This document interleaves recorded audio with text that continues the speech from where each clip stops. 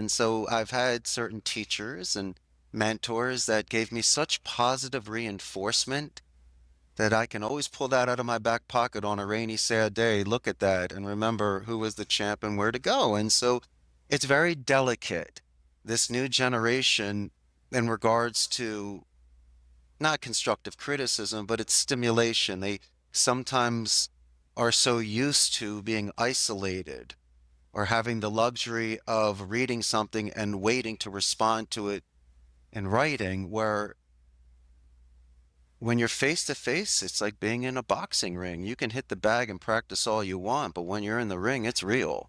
Why? Because there's 10% zig and zag, Yolanda. There's always going to be a wild card.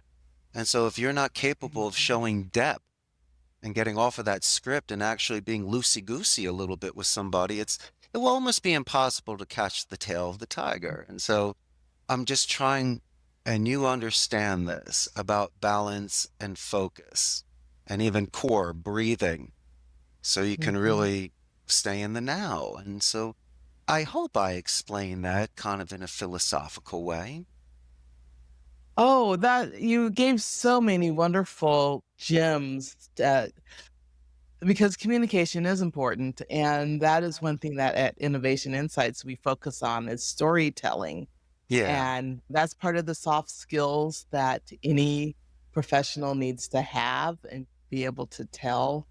And I feel coming out of COVID, some of the younger generations have some challenges with being confident, as you mentioned, and comfortable communicating, interacting face to face. Yes, it's easier to do it via text or email. Do people do email anymore? I think they just do text most of the time. Mhm. So thank you for that.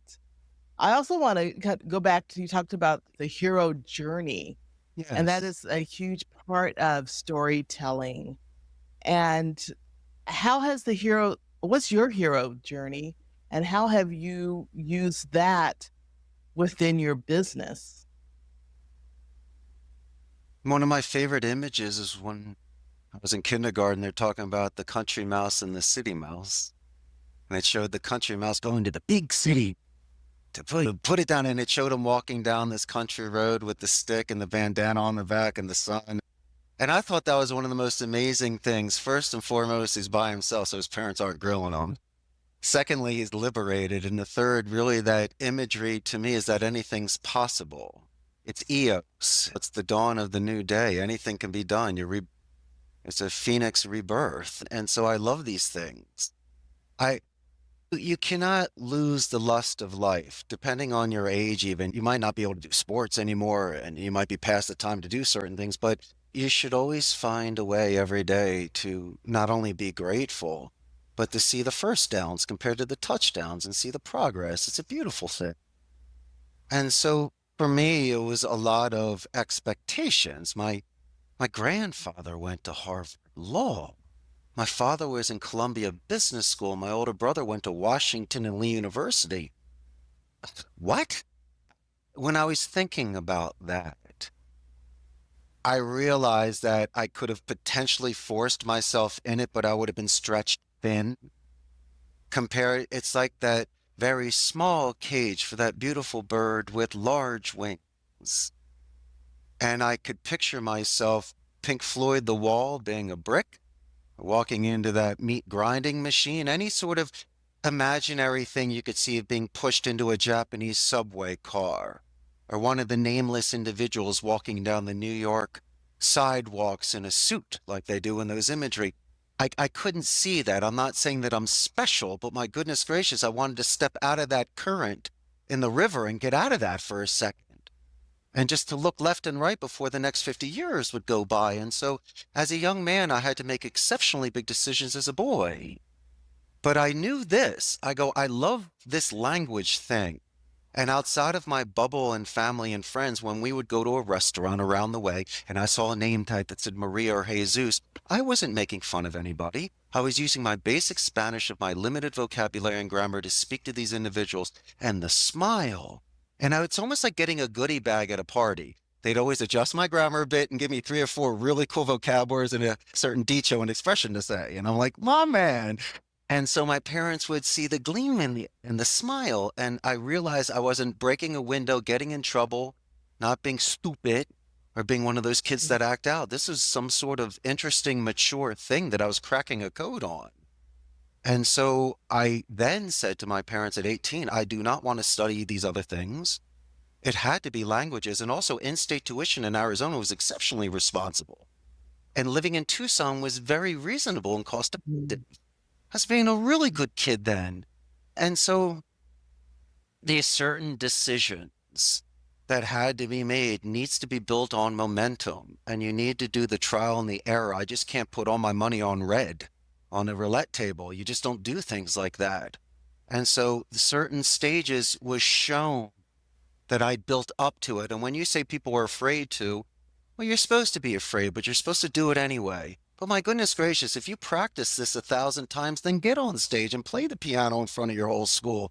Okay, you're nervous, but you've done it. And so to me, the more practicing that I was doing, I knew I was getting stronger. And instead of being 90% unknown, 10% guaranteed, the odds started changing where it was 80% proficient and 20% wild card. So at least it put some spice on the conversation every day. And so I was able to ride that wave, Yolanda. I could float.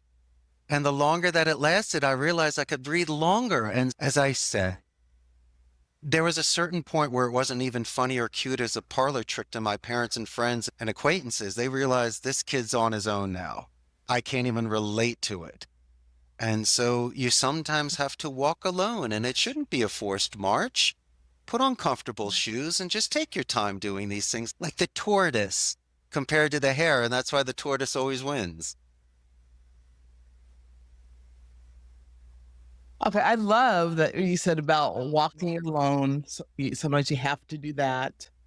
You obviously are just a true innovator because you're willing to take risks. You're willing to take risks early on in your life. That's right. So, how did that set you up for bootstrapping a business in Costa Rica? That's an excellent and intelligent question. I'm a guest in somebody else's country. So let's be realistic. How many years would I need to invest to learn the law, human resources, the banking system, all that stuff? I can hire specialists to advise me. That's what CEOs do. They have heads of department that gives them reports every day. They're the ones that went to school for 4 years. And so once again, don't expect me to be cooking, cleaning, serving the food, and hosting. Couldn't do it. I couldn't wear all hats. My specialty, you understand, is like yourself, as being a linguist, as a motivator. I can keep that sort of structure. But I needed a chief technical officer. I needed a local attorney and accountant. And I also needed the face man to go out for me and negotiate my computers and other equipment. Because if you and I go out there, you know they're going to charge 50% more. We're gringos. And I understand the game, but then again, let's play the game. Let's do it properly. And so I don't want people to think that it was easy. No, I was the trunk of the tree. I needed branches and roots. But then let's also look at the second thing. A lot of people will overextend themselves.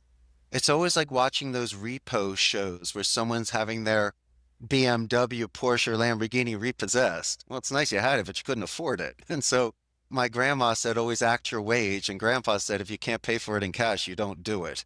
And so you wonder why I started my business at 35 and why I purchased the building 6 years ago, because I'm older. I wanted to make sure that I had established clients, I had capital, and it was the right time for me to make that next move. When I first started in 2008, I was renting a turnkey station at a blended center. Like, imagine just renting a space in an internet cafe. It's not fancy, but guess what, man? I could put 10 people in there.